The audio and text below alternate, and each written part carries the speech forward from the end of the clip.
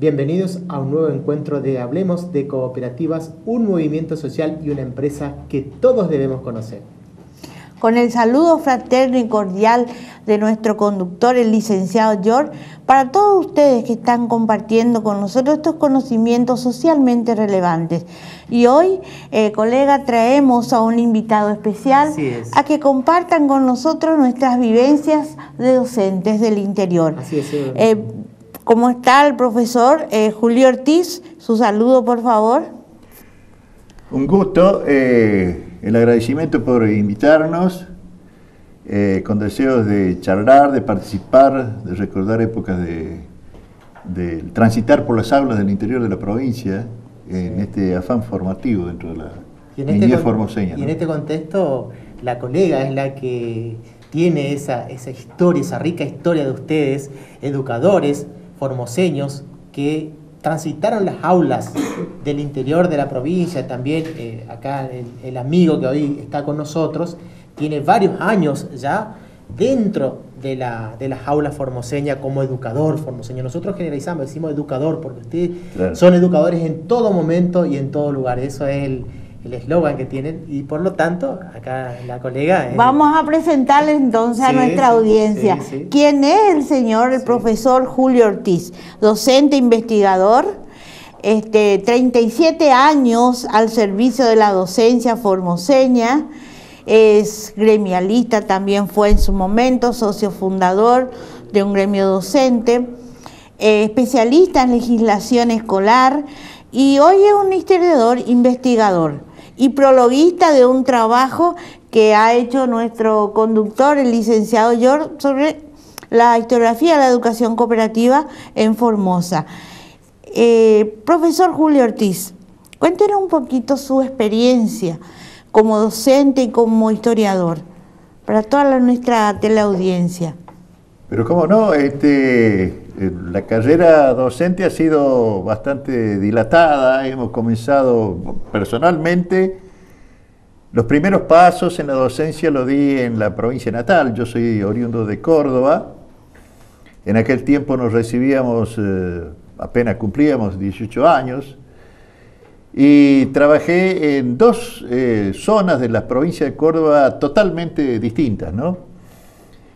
Primero en la zona oeste, que es la zona más pobre de la provincia de Córdoba, que limita con La Rioja y que tiene una similitud en cuanto a características físicas, geográficas y también poblacional con el oeste de Formosa. Vamos a encontrar en esa zona los obrajes, en aquel tiempo eran de madera para alimentar el ferrocarril, las personas criollas que vivían en ese lugar, la escasez del agua, los caminos con dificultades, polvorientos, por supuesto, y en la zona, y posteriormente a ese trabajo, en la zona este, la zona más rica de la provincia de Córdoba, que limita con Santa Fe. En estos dos ámbitos trabajé un par de años antes de venir a Formosa, y ya desde el año 65, me radiqué aquí y trabajé en distintas escuelas del interior de la provincia. Durante 20 años estuve en el interior de la provincia y luego en la capital de Formosa, siempre en el ámbito educativo primario.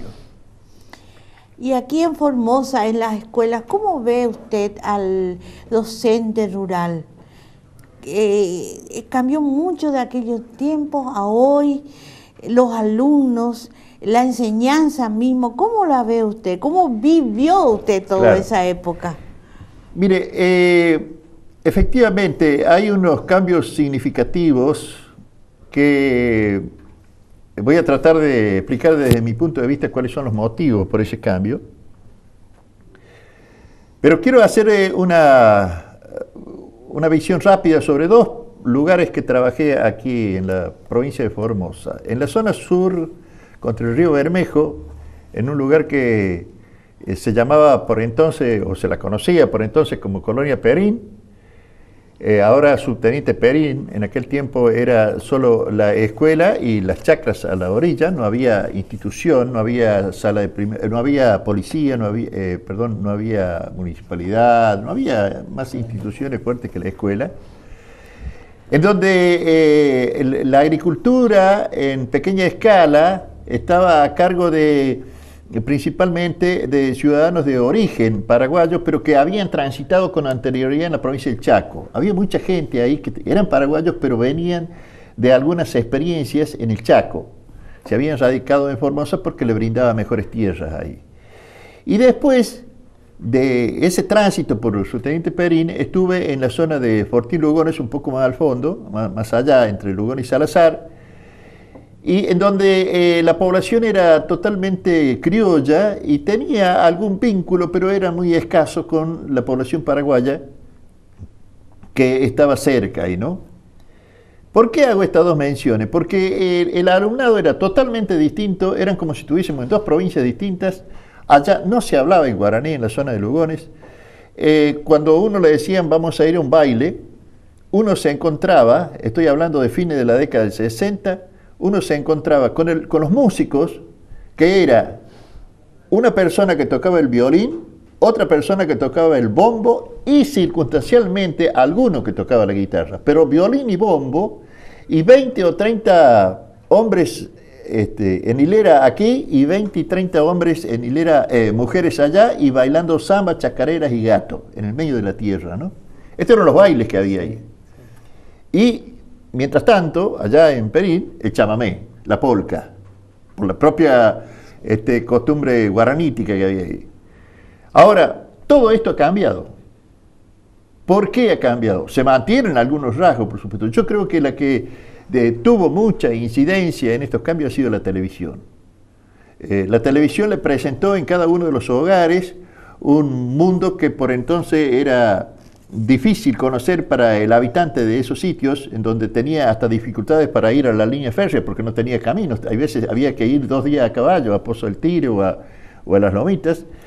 Y con el correr de los años la televisión penetró en cada uno de los hogares, fue trayendo nuevas costumbres, nuevas modalidades y fue cambiando un poco los paradigmas con los cuales se manejaban los propios pobladores de ahí. Yo quiero comentar que, por ejemplo, en la zona de Fortín Lugones, el padre de familia se enojaba mucho con sus hijos, que eran nuestros alumnos, cuando se enteraban de que el maestro, por ejemplo, la familia del maestro no tenía carne para cocinar. Porque uno podía tener mucho dinero, pero no había dónde comprar. Y él se enojaba, ¿por qué no avisaste que el maestro le falta, por qué no avisaste que le falta tal cosa? Ellos cuidaban la vida del maestro. Enviaban en las alforjas de los chicos que iban a caballo, enviaban zapallo, batata, una pierna de un chivo, es decir, una actitud solidaria que yo la conservo con mucho cariño, con mucho y la valoro, por supuesto, y creo que se ha ido perdiendo de a poco, ¿no? El maestro era una personalidad. Y hoy nosotros vemos que si tenemos algún inconveniente, no sería nada difícil que el padre vaya y lo cachetee al maestro. Es decir, se ha ido perdiendo un terreno importante en ese sentido, ¿no? Eso es una lástima, pero es una realidad. Sí. A nosotros nos tocó también como maestros de grado vivir eso. Y el docente era todo ahí, era todo el mundo. La escuela era el centro social por excelencia. A partir de ahí se irradiaba todo. Había mucha integración y mucho respeto absoluto por el docente. Y experiencias de esa índole en todos los ámbitos del quehacer educativo, de la escuela primaria. Nosotros creemos que el docente, no sé si compartís con nosotros eso, Julio, el docente tiene mucho compromiso con sus alumnos, más allá de que siempre hay 2 o 3 o un poquito más que por distintas razones no se integran ahí, pero el docente de grado tiene mucho compromiso con sus alumnos y con los padres. Esto lo vivimos porque nosotros todos los años vamos a la escuela. Estamos trabajando en una escuela del barrio Sagrado Corazón, un barrio marginal, un barrio pobre. Y vemos a los colegas, a los esforzados colegas, a pesar del sueldo bajísimo y muchas tareas extraáulicas, cómo se brindan a los alumnos. Salimos cansados, a tocar la campana de las 6 salimos cansados, muy cansados. pero contentos, Claro. muy satisfechos. Julio, en ese tren de cosas, no sé si a vos te tocó conocerla, la supervisora escolar Lina Friedrich de Acuña. La conocí personalmente, he conversado con ella, pero no ha sido un superior que visitó mis escuelas, donde yo trabajaba, ¿no? ¿Y como gremialista la conociste? Sí, la conocí. Pero, vuelvo a decir, no hemos tenido mucha relación en cuanto a la faz laboral específicamente, ¿no? Ella... Yo trabajé frente a escuelas y frente a alumnos, especialmente en la zona oeste, mientras que ella transitó muy esporádicamente esa zona. Sí la conocí a la supervisora Galván de Montoya, que era una supervisora muy arraigada, nativa y arraigada en Pozo del Tigre, en esa zona de ahí, después a Cacho de la Rosa, que estaba en Tigre, anteayer me entero, el recientemente fallecido Carlos Marechal, don Carlos de Jesús Medina, numerosos supervisores escolares. ¿Sabes por qué te pregunto, Sí. Julio, eso? Porque fue ella la que sembró en la idea de José docente, del licenciado George, Sí. maestro rural, la idea de las cooperativas escolares. Fue ella la que le dijo, José le dijo, mirá a los chicos, mirá a sus padres trabajando individualmente. Escuchá a los chicos, ¿qué te preguntan? ¿Qué te dicen? ¿Cuál es tu problema? Para que ellos puedan aprender. Y José los escuchó. Y ella sembró la idea de la cooperación. Y los chicos, ¿qué le planteaban a José? Señor, ¿para qué nos sirven matemática? ¿Para qué nos sirve lengua? ¿Para qué queremos estudiar ciencias sociales? ¿Por qué nosotros estudiamos el avión si nosotros estamos acá en la época de la colonia? Nos decían nuestros Claro. chicos. Y ella fue la que sembró la idea de la cooperación en la mente de José. Y a partir de ahí, bueno, tenemos hoy el artículo 90 de la ley y tenemos tantos documentos elaborados por José. Y te vamos a preguntar especialmente porque vos fuiste parte de eso, día a día con el trabajo de José, el Prodeco escolar, cuando tuviste que hacer en la computadora, que era una novedad en aquel entonces, cuando estabas como secretario adjunto del gremio voz docente. Tus vivencias con José, tus primeras experiencias con José. ¿Cómo lo viste vos al licenciado George, hoy licenciado George? Claro. Sí, yo tengo así recuerdo, han pasado varios años ya, el recuerdo de algunos docentes que se ubicarán seguramente como pioneros en este esfuerzo que se ha registrado en la docencia por crear conciencia sobre la cultura del cooperativismo. Es un esfuerzo que algún día se ha de salir a superficie, se ha de valorar con mayor profundidad, porque el docente por lo general es silencioso en su labor y ha encontrado muchas veces la incomprensión y las dificultades para que estos esfuerzos sobre la acción de cooperativismo escolar pueda ser instalada como una labor orgánica dentro del sistema educativo. La provincia de Formosa se ha caracterizado en este sentido por los caminos sinuosos que ha transitado, es decir, por los vaivenes, por los zigzags que ha ido haciendo permanentemente, y generalmente la acción cooperativista en el ámbito escolar ha sido impulsado por los docentes y mucho más atrás ha quedado el Estado apoyándola con alguna legislación. Es decir, primero está el esfuerzo del docente, el deseo de poder llevar a los lugares de decisiones sus ideas, sus inquietudes, el pedido de que se le ofrezca un ámbito donde poner en práctica sus conocimientos, y a partir de ahí comenzar a suplicar para que se dicten las normas que puedan dar organicidad a ese trabajo. Yo creo que el sistema educativo, es una de las grandes deudas que tiene, me parece. Es mi opinión personal, porque cuando lo ha hecho, no ha mantenido los proyectos a largo plazo. Y sabemos que en los cambios culturales siempre los resultados tenemos que esperarlo allá lejos. No se cambia de un día para otro la actitud de una sociedad o las costumbres. Y en ese contexto, profesor, que usted está narrando, la vivencia con el licenciado José Llor, también debemos decirle ya a nuestros televidentes que el trabajo, eso del Prodecop que se estuvo mencionando, el trabajo que hicieron juntamente con mi colega, la contadora Ramírez Zarza, el profesor licenciado José Llor, los diseños curriculares, EGB 1, 2 y 3, es como se dice, y el trabajo de usted es silencioso, como bien lo dijo, silencioso pero constante, en avance, en la investigación, en los trabajos de campo con los alumnos, y también surge hoy, es decir, por el cual nosotros le hemos invitado y agradecemos su presencia con nosotros, donde también escribieron justamente el licenciado José Llor con la colega Ramírez Zarza, la historiografía de la educación cooperativa escolar en Formosa a través de instrumentos oficiales. Es decir, todo ese esfuerzo mancomunado que se hace, es decir, porque acá hay colaboraciones de todos, es decir, en este caso,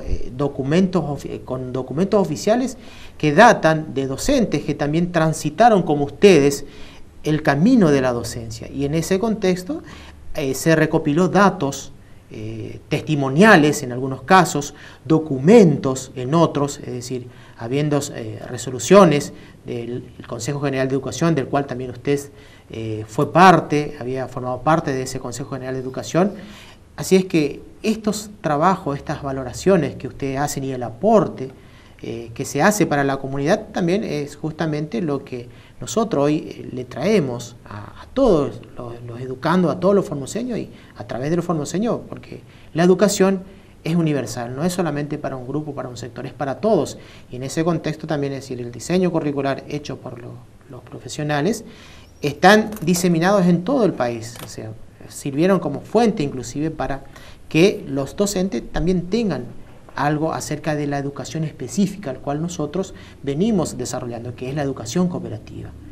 Eso es lo que... coincido, por supuesto, pero lo que me parece necesario hacer hincapié, que este esfuerzo invalorable de los colegas, de los docentes que trabajan afanosamente para crear una nueva conciencia, en donde se levanten en forma permanente la bandera del cooperativismo, a este esfuerzo creo que le falta la decisión estatal, la decisión del Estado, para que trascienda mucho más allá de lo que es el sistema educativo. ¿Por qué? Tenemos que empezar por las escuelas. Esto a mí no me cabe ninguna duda. Este es el ámbito en el cual nosotros vamos a ir modelando las generaciones futuras. Por ahí tenemos que empezar. Pero una vez que comienza y que el niño pasa a nivel secundario, tenemos que seguir con esta propuesta. Y tenemos que seguir más allá. ¿Para qué? Para que cuando ese ya sea un ciudadano que se integre en el mecanismo laboral y productivo del país, con el apoyo del Estado, pueda poner en práctica todo aquello que fue adquiriendo en su formación en el sistema educativo. Porque si no, dejamos cortar la cadena. Nosotros le enseñamos a los chicos, le damos, pero si no tiene una política que apoye la formación que se le ha dado a ese niño, es difícil que pueda continuar. Sabemos que para crear, por ejemplo, una entidad cooperativista, necesitamos un fondo social. Ese fondo social tenemos que sacarlo de algún lado. Ayudémoslos a estos nuevos jóvenes que se van incorporando a la sociedad productiva, para que estas entidades que tenemos que hacer nacer puedan ser el lugar, el ámbito en donde se pongan en práctica aquellos que estos docentes han ido enseñando, ¿no? Sí. Porque si no, los quedamos en la teoría nomás. Sí, sí.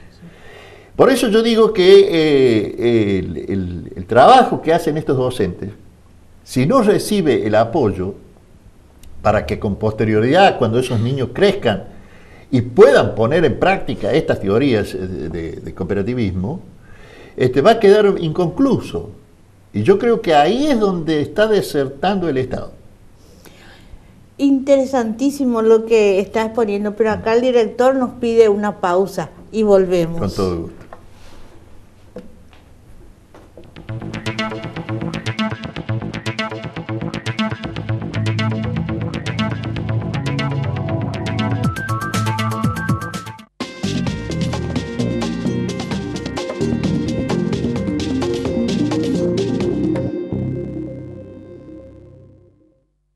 Ahora, el diario El Comercial más cerca. Con un clic, la información al instante de Formosa.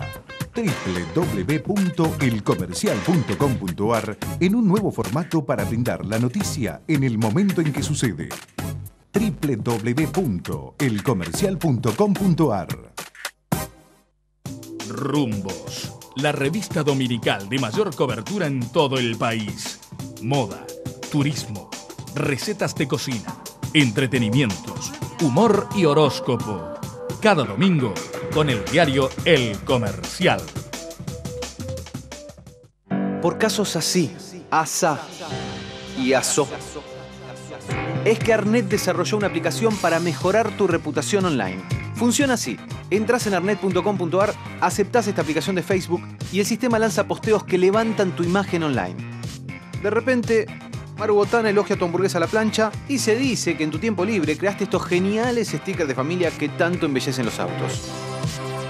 Suscríbete a Arnet 6 megas Wi-Fi más Arnet móvil y hacé como Silvina Luna, que ya cambió su reputación online con éxito. Misión.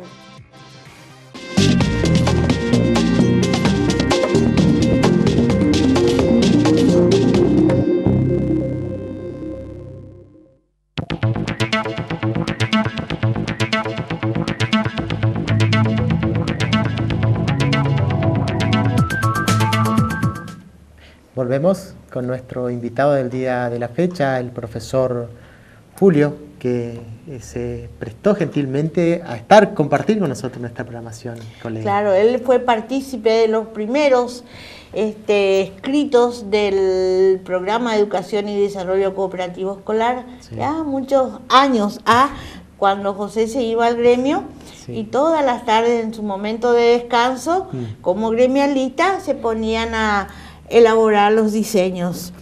Profesor Ortiz, la riquísima experiencia de lo que son las cooperativas escolares, ¿usted las tuvo en su provincia natal o acá en Formosa? No, en Córdoba.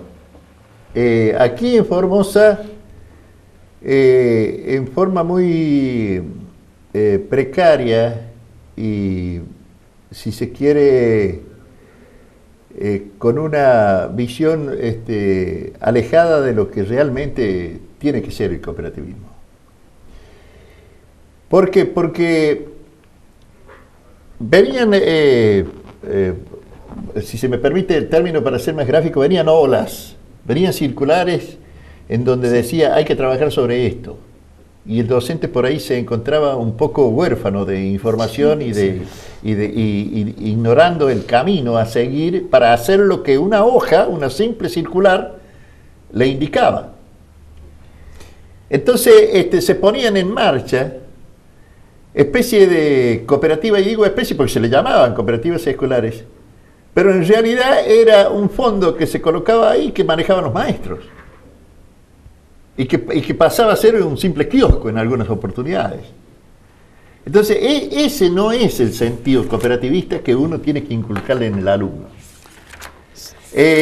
Yo creo que, y vuelvo a decir, porque por ahí reconozco que hemos recibido visitas de docentes entusiasmados con el cooperativismo que en algunas oportunidades concurrían a las escuelas en misiones oficiales, es decir, para instruir a los maestros, como por ejemplo el profesor Peggy, que recuerdo en este momento, Romero, el licenciado Romero, Mazzacote, etcétera, Rinaldelli. Pero vuelvo a decir, eran acciones, si se quiere, aisladas, y pasaba. Tengamos presente una cosa: el director debe recibir las órdenes del supervisor. Y cuando el supervisor no lo alienta, no valora o no conoce tampoco lo que tienen que hacer en las escuelas, seguramente la tarea va a fracasar, los objetivos no se van a cumplir. Si hay un maestro que va a hacer un curso sobre cooperativismo y viene a la escuela y el director no ha formado conciencia, el director poco apoyo le va a brindar a ese maestro. Tiene que ser muy generoso, muy amplio, el director, para poder apoyar la tarea del maestro. Sí. Y es decir, por eso yo hago siempre hincapié, estas acciones que son tan significativas en los cambios de la sociedad toda, ¿no? Porque el alumno después se va a integrar al quehacer ciudadano. Sí. Entonces, estos cambios deben ser políticas de Estado. El Estado debe acompañar, porque ¿qué es el cooperativismo para la gente que nos está escuchando? Es la mano solidaria que se tiende a cualquiera que lo necesita, compartiendo el esfuerzo. Es decir, no es la dádiva. Así Pongamos el hombro entre todos, compartamos el esfuerzo y entre todos recibamos los frutos del trabajo. Así es, profesor. Usted sabe, no quiero decir, pero el tiempo en televisión es corto y queremos aprovechar el máximo. Cuando nosotros hicimos esta obra, Dictografía de la Educación Cooperativa en Formosa, a través de los instrumentos oficiales, recogimos justamente resoluciones del Ministerio, del Ministerio de Educación, de toda esa época que usted nos está narrando, experiencias vividas, como por ejemplo del profesor Ramón Jiménez, que dijo lo que dice usted: ¿dónde mejor que en las escuelas? Bueno, y usted es el prologuista. Entonces lo que le vamos a pedir, antes que acá el colega lea un poquito, explique a nuestra audiencia lo que es el prólogo. Y después vamos a compartir la maravillosa Un párrafo por el tiempo, porque... Muy bien, un párrafo por el tiempo, sí, unos párrafos para compartir. Después nosotros vamos a ir en programas sucesivos, vamos a ir desgranando el prólogo acá que no porque lo comprometemos nuevamente para otros programas. Bueno, brevemente quiero explicarle que este trabajo que han hecho los colegas, los amigos, que me han dado así un poco el honor de poder incluir algunas palabras que no son ajenas a lo que he estado relatando recién acá. Este trabajo es un magnífico testimonio que va a quedar para las generaciones venideras sobre los esfuerzos que algunos han hecho sobre el cooperativismo escolar. Y también el fracaso vuelvo a decir, del sistema educativo en marcar la ausencia de coherencia en la acción a largo plazo. Aquí vamos a encontrar resoluciones, vamos a encontrar decretos, vamos a encontrar leyes que han ido dándole el marco, los colegas lo han recopilado, han ido dándole el marco legal a la acción cooperativista, y finalmente vamos a llegar a la conclusión de que han tenido que tropezar muchas veces con instrumentos legales que han puesto punto final a una etapa, y luego han regresado y luego han vuelto a poner punto final, y es un poco lo que nosotros estamos diciendo de la incoherencia de nuestro sistema educativo. Profesor Julio Ortiz, muchísimas gracias por compartir con nosotros este programa de educación cooperativa. El placer, profesor, de que haya estado con nosotros. El tiempo, la verdad que se nos Pero pasó lo vamos volando. a invitar para otro programa. Así es. Bueno, Yo quiero ser el agradecido en este sentido, de poder charlar con ustedes y recordar una época muy importante en mi vida de docente, ¿no? bueno, Hasta siempre. Hasta siempre. Hasta siempre. Con el saludo de nuestro conductor, el profesor licenciado José Llor. nos despedimos.